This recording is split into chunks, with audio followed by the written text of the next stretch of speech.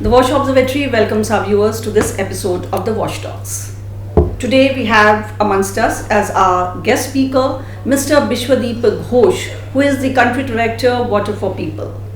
We welcome you, sir, to this session of the Wash Talks. So, sir, we would like to begin our conversation by requesting you to give just a brief introduction about your organization. What is the role that your organization is playing in the wash sector, and what are the priority areas of your intervention, and what are the priority districts which you are targeting for your intervention in Bihar in particular?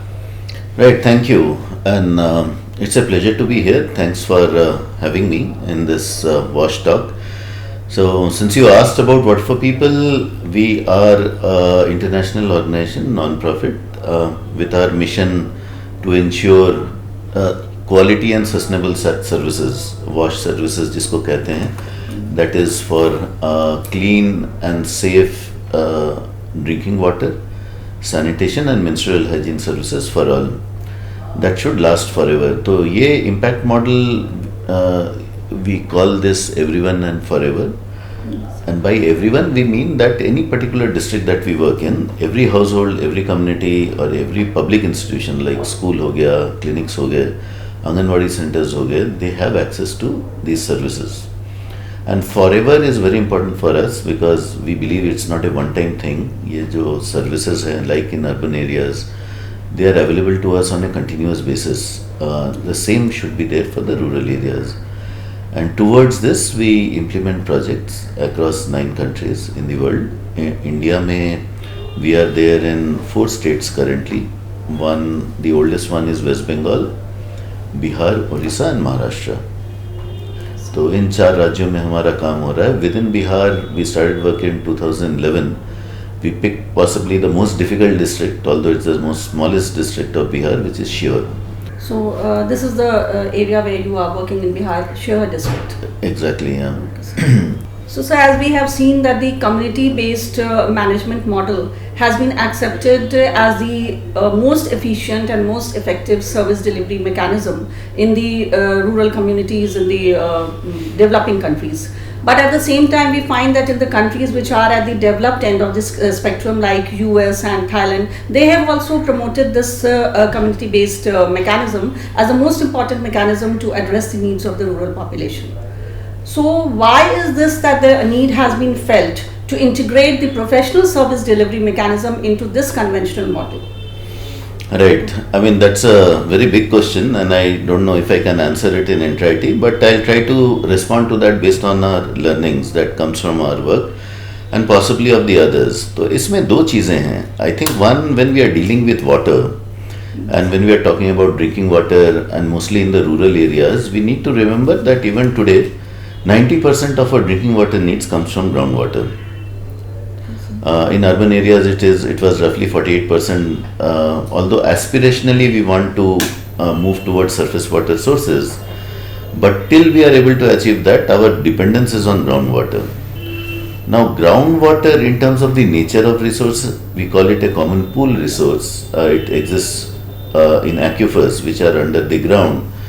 Unfortunately, this is not visible to the naked eye. जिसके लिए इसको manage करना मुश्किल होता है from a centralized point of view.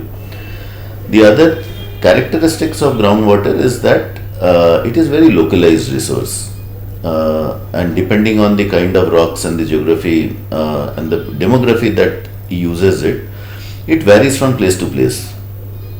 So anything that is contextual, anything that varies, centralized management becomes very difficult. So that's the answer to your first question, that why community participation is needed, because it is a decentralized resource that needs to be understood and managed in a decentralized manner. Coming to the professionalized is the second part of your question. See, that's even the in our work, most of the as good NGOs, I mean, our natural strength or tendency is to work with the community, and we build. There are 3 components to any kind of work around water that anyone does. One is the technology part, to ensure access to water, quality of water if it is affected by contamination, chemical as well as what do we call that, anthropocentric human induced and the chemical contamination, or it is related to quantity. कहीं पानी ज़्यादा है तो भी problem है, like in sure we have seen it's a flood prone area. कहीं पानी कम है which is a drought prone area, like in Bihar around Nalanda we have seen that summer months में दिक्कत हो जाती है पीने की पानी के लिए भी. So if we are to manage this in a professional way, one size fits all approach cannot work, right? So what you need to do in a quality affected area, flood prone area, will be very different from what you do in a drought prone area. So what we need is, and because water is such a dynamic resource, it changes every year based on the rainfall, that particular year's rainfall. So the need to understand the resource varies from year to year. And you should have people who will, based on this understanding, convert them into services that are needed. Right, in urban areas, what we care about that water should come out in our taps. We don't really care where the water is coming from as long as we get water in our house. Now, to get water to our house, we have a host of service providers as we call them. कोई plumber होता है, अगर ख़राब हो जाए हम उनको बुला सकते हैं, वाटरमैन होता है, पंपिंग स्टेशन होता है. All these put together enables the service to be continuous at our end. Now the same kind of services are not there in the rural areas, and although we work with the communities, who within the community is responsible for maintaining these services, are they the right people, do they have the right skills, do they have the right incentives, and are they accountable to some institution, right? These are the basic tenets of professionalization that we are calling it, that is required anywhere to make any service running on an ongoing basis. So if that is the goal, how do we achieve that becomes a challenge, both for us and as well as the government. So it is basically the network of partnership that is required to run these water management systems very smoothly. The network of partnerships, I mean the non-profit organizations, the NGOs, the state, as well as the communities. Yes, I think a collaboration based on the strengths, what each entity brings in is necessary. But in the end, if we do not want to dilute the accountability, the end line has to be with a single entity, right? So that needs to be identified. Now, whether there is a community-based entity or a government-based entity or a market-based entity, these are the only three mechanisms that are possible to provide these services in its entirety. But we have to ensure that this is at the first step, these are identified. Right, then the others like NGOs, the role of government is to ensure that they have the right kind of skills, right kind of capabilities to do what they are supposed to do. And all of us become part of an enabling environment, but we don't replace the primary accountability of the people and the institutions whose core responsibility it is to provide the services. So it is in fact, I think, a more practicable or practical solution to adopt the professional service delivery approach and integrate it with the community-based management system. Yes, so in a way, I mean, if I put it differently, these to remove the dichotomy between the two, a community-based approach and a professionalized-based approach. So if we can professionalize the community-based approach, yes, sir. Unless we are saying there is another approach possible that doesn't involve the community, then we should focus on that. But as long as, like I said, the dependence for us is going to be on groundwater resources, which is localized, which needs to be managed in a decentralized manner. Also the fact that a common pool resource has got multiple users and users, right? So अगर हम लोग सिर्फ drinking water पे ही focus कर रहे हैं, which constitutes roughly 5 to 8% of the overall consumer pie. Large amount goes to agriculture. 70 से 80% वो सेम एक्यूफर से अगर पानी निकाल रहे हैं एग्रीकल्चर के लिए, जो एक्यूफर आपको ड्रिंकिंग वाटर के लिए दे रहा है, तो अनलेस हम लोग एग्रीकल्चर को स्मार्टली मैनेज कर पाते हैं, we will not be able to achieve drinking water security. तो इसलिए ये और इम्पेरेटिव हो जाता है कि how do we look at all the users and bring all the users of the same resource on a common platform, so that the management protocols can be developed accordingly by the community itself, क्योंकि पालन उसका उन्हीं को करना है. And many of the protocols what we have seen, it is very difficult to ensure through the rule of law कि आपने एक डिक्टेट निकाल दिया है, क्योंकि ये बिहेवियर चेंज इंटेल करता है जो कि आसान नहीं होता है। तो इसलिए भी इम्पोर्टेंट हो जाता है कि कम्युनिटी को हम लोग इन्वॉल्व करें शुरू से। एक प्रक्रिया होता है, ये वाटर बैलेंस, वाटर बजटिंग की एक एक्सरसाइज होती है, जिससे it is basically an effort to make the invisible visible, कि जो ग्राउंड वाटर है आपको दिखता नहीं है, वो अगर आपको पता चल जाए वो आपके पास कितना अवेलेबल है फॉर दैट पर्टिकुलर सीजन, और वो कितना आपको केटर कर रहा है, कितना प्रतिशत एग्रीकल्चर को जा रहा है, कितना ड्रिंकिंग को जा रहा है, लाइफ स्टॉक्स को जा रहा है। तो अगर डेफिसिट होता है तो very often then not people decide among themselves कि अरे अब क्या करें। अगर हमें दिख रहा है कि समर में हमारे पीने पानी को तकलीफ होने वाली है, then should we take some decisions, and we've seen from our work that they take decisions in terms of moratorium of on bore wells. So they are still the pivot of the entire system. They remain the pivot. एक तो management का ये, this is one part of managing groundwater as a resource.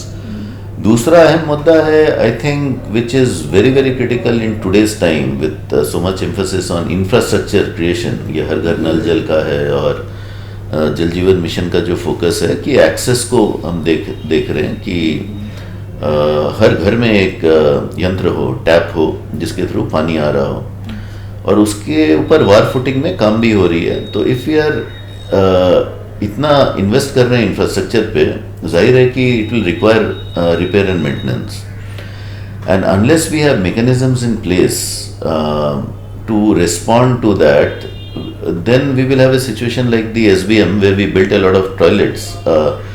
Not all of them are being used properly. Yes. तो इसलिए O&M है, और O&M करेगा कौन? Then we come back to again either a government mechanism or a community based mechanism. And if community realize that इसको maintain करके रखने में उन्हीं की भलाई है, then we bring them from a problem side to a solution side basically. Yes, and they can also be empowered by giving them control and ownership over the water supply systems. So that's the fun. For water for people, you hit upon the most important part of our work going forward. अभी तक हमने जो किया है और आगे भी जो करने वाले हैं, this capacity building is the most important part for sustainability. So, sir, what is the approach of water for people that I would like to know towards this professional service delivery, and what are the mechanisms that you have designed to address to the needs of the rural population, and how have you integrated this in your policies and program framework? Right, thanks. So for water for people, like I said, our impact model being everyone and forever. Everyone का जैसे मैंने Yes. It's a universal access basically. Forever में क्या है कि we look at two aspects, especially in the context of looking at water as services. अब services बोल रहे हैं तो सर्विस प्रोवाइडर्स होने चाहिए। तो we start by identifying who this service providers are, and very often these are identified by the communities themselves, and they are anchored in some institutions like water user committee हो गया, पानी समिति हो गया, तो जिसको हम सर्विस अथॉरिटी बोलते हैं। So there is a enabling environment that we need for the service providers to work. तो ये गवर्नमेंट के लोग हो सकते हैं, who provide the technical inputs, who give clearances, administrative clearances, who bring in the finances, क्योंकि काफ़ी public finance available है। तो सस्टेनेबिलिटी के लिए सर्विस प्रोवाइडर होना चाहिए एंड सर्विस अथॉरिटीज़ होनी चाहिए। Once we have identified them, we invest a lot in building their capacity on all aspects of the work, from planning to implementation to the O&M, the full cycle of it. Now that is, and we measure. We are also a very data focused organization. तो हम जो ये everyone और forever claim कर रहे हैं, जो कि हमारा मिशन है, हम उस तक पहुंच पा रहे हैं कि नहीं? Every year we do surveys, तो जिसको हम level of services की सर्वे कहते हैं। तो ये मेजर कि अगर एक साल इतने सारे लोगों को इस लेवल ऑफ सर्विस मिल रहा था, देन थ्रू आवर इंटरवेंशन और governments intervention in the same district वो इम्प्रूव हो रहा है कि नहीं। You try to assess the impact and the improvement level? Impact, yeah, we monitor the progress of the service levels, and at the same time we do another survey which is done every 2 years, which we call the sustainable service checklist एक है, which has certain parameters pegged to ये service providers or service authorities जो essential हैं to ensure the service is ongoing, वो हैं कि नहीं, and that अगर नहीं है then based on that data it helps in devising our own plan of action कि आगे हमें उन मुद्दों पे कैसे काम करना है. So this is what we have been doing in our own project. अभी projects की limitation क्या है कि we are limited by our resources and reach. तो हम बहुत कम गांव तक पहुंच पाते हैं as NGOs, right? Whereas the need is बहुत ज़्यादा हर GP हर गांव में हो सकता है इसकी ज़रूरत हो. तो आगे चल के what we are trying to see कि अगर गवर्नमेंट भी वही मिशन उनका वही है कि हर घर में पानी पहुंचना चाहिए, then can we collaborate with the government, can we collaborate with other civil society organizations so that the sum of our efforts become the impact is greater than the sum of our efforts that we are putting in individually. तो बिहार में भी we have just formalized a partnership with the Panchayati Raj department where there is much more willingness now to seek support from other agencies which they have been doing for a while, and Water for People, our mandate is to build the capacity of the frontline workers who are interested with the responsibility of providing these services. तो जो हम अपने projects में करते थे वही अभी we will try to do it through the government in collaboration with many other agencies who is willing to collaborate. So when we talk about professionalizing wash services, how do you think the current policy and program frameworks of the government, how they can guide us and help us to, or not us rather, the stakeholders, how can they guide and help the stakeholders to move forward in this direction? And are these flagship programs like MGPNY and JJM, are they integrating this mechanism in some way or the other in their mandate? I think so. Even if you read the Jal Jeevan Mission guidelines, the messages from the central government side at least, it makes it very clear कि इस बार departure क्या है, right? So they say that they are moving away from a infrastructure based approach to a services based approach. तो कभी भी हम लोग when we shift a strategy, it requires a change in the rank and file to imbibe, to understand वो change क्या है, because somebody has to do something different from what we were doing till now, right? तो वो behavior change होता है, वो time लगता है. So there is a change management requirement which is there to translate what is now coming up in the policy into action. और वो थोड़ा क्योंकि उसमें हम नंबर गिनना आसान होता है और प्रायोरिटी वाइज भी that is the first thing that the government wants to do.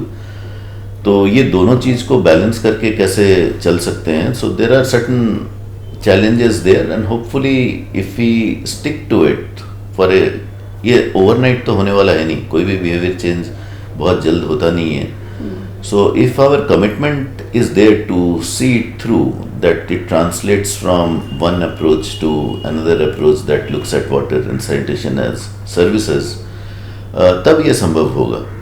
तो सिर्फ intent is not enough. उसके we have to have a plan of action to convert the intent into some kind of change on the ground. The focus also in JJM and MGPNY is on community participation. So yes. The focus is. Focus has come back. तो अगर if I can say so, I think there are three major focus areas. एक तो recognition of community participation and why community ownership itself is needed. Second is because of the climate change, it is going to have an impact on wash services as well. So there is a greater emphasis on something called source sustainability. तो basically what we were talking earlier कि ये जो source मतलब जहाँ से पानी आता है, whether it's a dug well, hand pump, एक spring, उसको सस्टेन करने के लिए we have to look at the resource, we have to understand the aquifer, we have to understand what is the catchment area. वो एक नया addition हुआ है, because just creating pipelines and adding taps at the end of it is not going to ensure sustainability. अगर उन pipes में पानी बहना है for a long time to come, then we have to ensure that there are conservation measures which have been not focused upon. ऐसा तो नहीं कहेंगे कि वो नहीं था, but उसमें emphasis नहीं था, एक integrated way में emphasis नहीं था. That has come on as a additional focus. और तीसरा I think on convergence, because ये पानी का मुद्दा है. इट इज़, अगर इसका एडमिनिस्ट्रेशन और गवर्नेंस अगर देखें तो it is split between various ministries and departments. तो वो सारी resources, because lack of coordination between these, तो थोड़ा सब ऑप्टिमल हो जाता है. तो उम्मीद ये करते हैं कि if we can create mechanisms for better convergence between, let's say, drinking water and water resource. Institutions का पंचायती राज में फोकस है, तो सभी की अपनी अपनी स्ट्रेंथ्स हैं. If there is a way that we can function as an orchestra, तो उसका सुनने में भी उतना ही अच्छा लगेगा rather than if people are playing their own tunes. So, how do you think that academic institutions like DMI, how can they support in the professionalization of the service delivery of WASH services in Bihar? Recently, sir, the WASH Observatory has been established in DMI, and the mandate of WASH Observatory is to support the WASH program implementations in Bihar. So, sir, there is definitely something which the WASH Observatory or the DMI can contribute towards this sector or towards the professionalization of service. But what is the method? How can it be achieved? Kindly reflect on it. I think first of all, it is a very welcome initiative that DMI has taken to step into this space. And why only DMI? I mean, I would advocate for any academic institutions कि उनके पास infrastructure होते हैं, knowledge होता है, students होते हैं, that can fill many of the gaps that we are experiencing in the sectors now, right? जैसे water quality की testing है, we know the infrastructure is weak. On the other hand, students को water quality chemistry labs में सिखाया जाता है.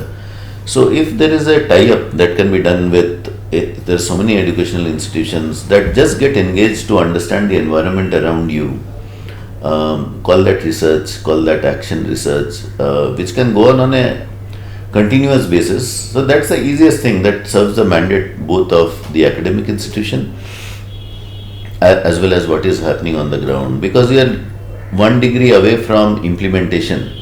So you can maintain that objectivity in what you see, which will be very valuable for the decision makers to look at whether it's a data or a research study that you are doing, to look at it objectively and take decisions based on that, क्योंकि आपका vested interest तो है नहीं.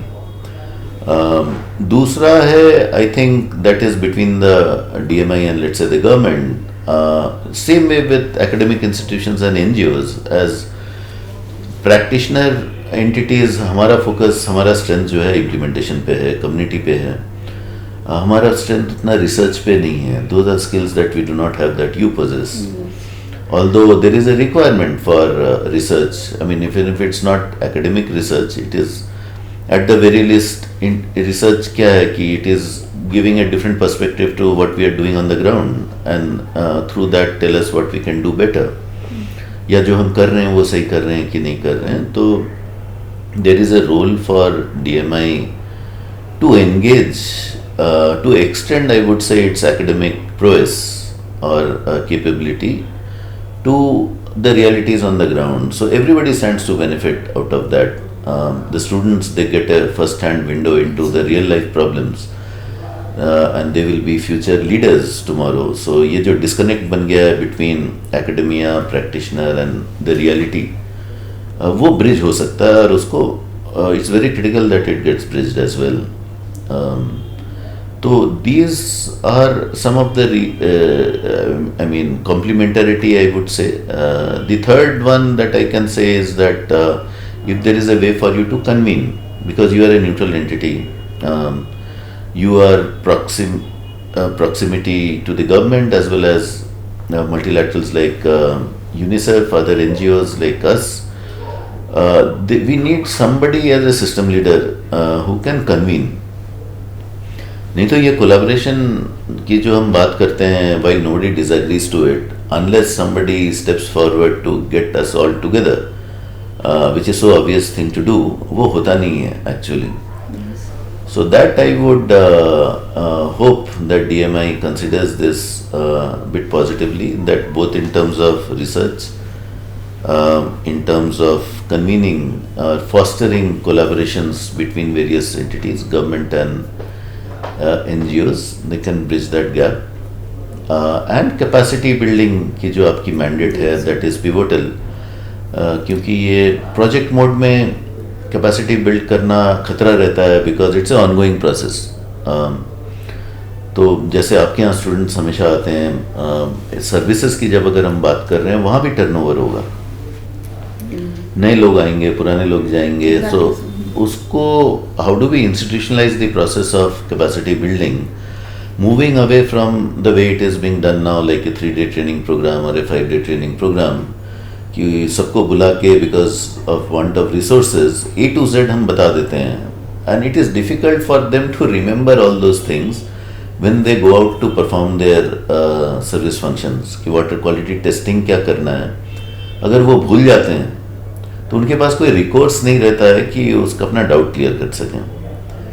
सो ये capacity building, we are saying that it needs to be reimagined in a different way, where a continuous process of hand holding अगर बना रहे with the service entities, the institutions, whether they are community based or government based, ताकि we don't dilute the capacity of those institutions which are so critical for the success of your outcomes.